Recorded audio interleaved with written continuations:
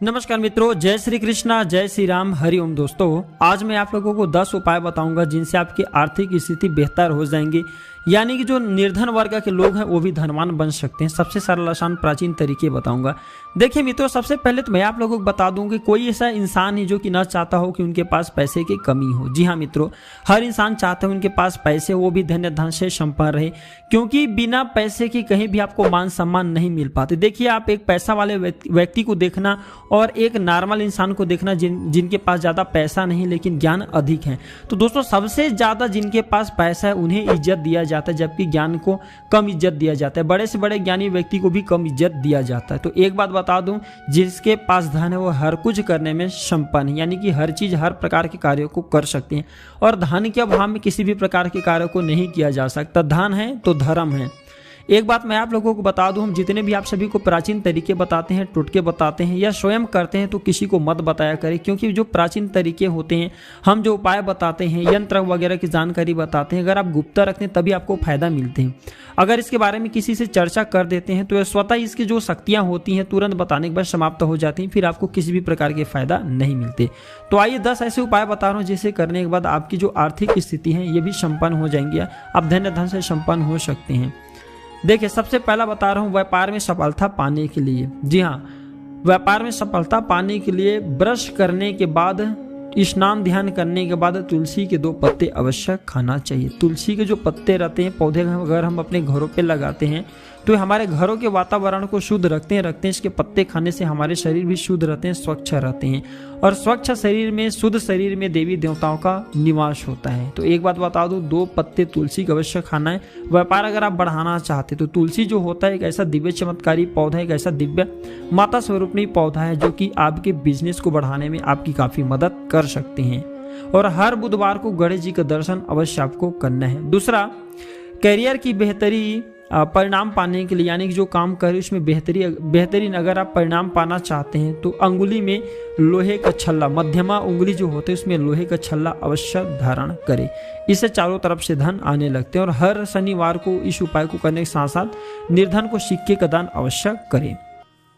आकस्मिक अगर आप धन प्राप्त करना चाहते हैं तो गुरुवार को बहते हुए पानी में हल्दी की 2 गांठें आपको बहा देना है। साथ ही और एक बात मैं आप लोगों को बता दूं, ये उपाय तो करेंगे, साथ ही आपको हरे पौधे नहीं काटना है। जिंदगी भर हरे पौधे नहीं काटना है। आप देखेंगे हमेशा आप धनों पर खेलेंगे दोस्तों, पैसों में खेलेंगे। बस हल्दी की 2 गांठें आपको बहते हुए पानी में बहा देनी है।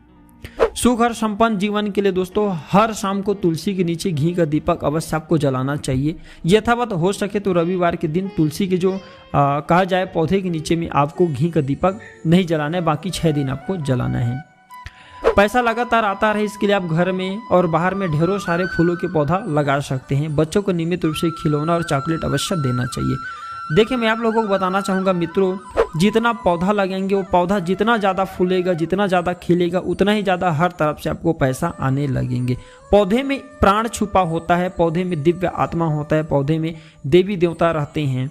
और ये जो पौधे होते हैं एक प्रकार के कहा जाए तो साक्षात ईश्वरीय स्वरूप है, भगवान का दिया हुआ आशीर्वाद है। जब ये पौधे फूलने लगते हैं, खिलने लगते हैं, जितना ज़्यादा मात्रा में फूलेंगे खिलेंगे उतना ही ज़्यादा सभी प्रकार से, सभी तरह से आपको पैसा आना शुरू हो जाते हैं। ये जो हम आप लोगों को टोटके बताते हैं, सरल तरीके बताते हैं, ज्ञान बताते हैं, उपाय बताते हैं, यह बिल्कुल 100% काम करते हैं। क्योंकि मित्रों, इस प्रकार के टोटके मैं आप लोगों को बताना चाहूँगा, पहले के लोग करते थे। अपने निर्धन, जो पहले के लोग निर्धन होते थे वो भी इस प्रकार के टोटके करके संपन्न बन जाते थे।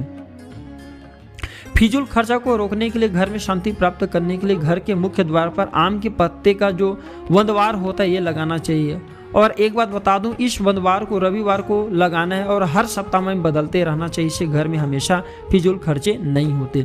घर में बचत और बरकत करने के लिए, मतलब अच्छा आप चाहते हैं कि घर में आपकी बचत हो और आपकी तरक्की हो, तो इसके लिए घर से कूड़ा है, कबाड़ा है, जो उपयोग नहीं करते वस्तु, उसे हटा देना चाहिए। और एक बात बता दूं, जिन जूतों का प्रयोग आप नहीं करते बिल्कुल इसे घर पे नहीं रखना चाहिए। इससे घर में अभद्रा आती है, घर में कुलक्ष्मी का निवास होने लगती है, इसे फेंक देना चाहिए। आपको आर्थिक लाभ होता रहे। अगर आप चाहते हैं धन की कभी अभाव ना हो आपको, तो इसके लिए घर में नियमित रूप से चंदन की धूप अवश्य जलाएं। या कर्ज से मुक्ति पाना चाहते हैं तो मंगलवार को रात को 11 बार हनुमान चालीसा का पाठ करें। 11 बार केवल मंगलवार के दिन हनुमान चालीसा का पाठ करने से कर्ज से मुक्ति तत्काल, अगर आप 3 मंगलवार को करते हैं तो कर्ज से मुक्त हो जाएंगे, किसी भी प्रकार का संशय नहीं है। और भगवान हनुमान के ऊपर आपको विश्वास अवश्य रखना है। अंतिम उपाय के रूप में बताना चाहूँगा, हर कार्य में अगर आप चाहते हैं कि आपको सफलता मिले, घर में बनने वाले जितने भी पैसा आ रहे हैं किसी न किसी माध्यम से, आपके जो घर में बिगड़ते हैं काम वो बन जाए, तो मैं आप लोगों को बता दूं दोस्तों, किसी भी निर्धन को या घर में जो आप गौ माता रखे हैं, तो इसी किसी भी प्रकार के पशु की मैं बात कर रहा हूँ जो कि पूजा करने के लायक हो, इस प्रकार के पशु को आपको खाना खिलाना है। और एक बात बता दूं, जितना ज़्यादा मात्रा में आप गौ को खाना खिलाएंगे हर प्रकार के कार्य में उतना ही आपको सफलता मिलेंगी। और एक बात बता दूं, जिस थाली में आप मांसाहार और शाकाहार पका करके खाते हैं, बिल्कुल ही कदापि आपको ऐसा नहीं करना है। इस बात का विशेष ध्यान रखना, सात्विक जीवन जीना है। या मांस वगैरह खाते तो इस बात का एक विशेष ध्यान रखें, जिस थाली में आप मांस खाते हैं, जिस थाली में आप सात्विक भोजन भी करते हैं, तो यह दोनों नहीं करना है। आशा करता हूँ मित्रों मेरे चैनल में जितने भी जानकारी आप सभी को प्राचीन उपाय बताए हूँ, तरीका बताता हूँ, ये आपके अपने जीवन में अवश्य उपयोगी होंगे। आप इनका प्रयोग करके अपनी निर्धनता को दूर कर सकेंगे और अपने दुर्भाग्य को सौभाग्य में बदल सकेंगे। जय श्री कृष्णा, जय श्री राम, हरि ओम।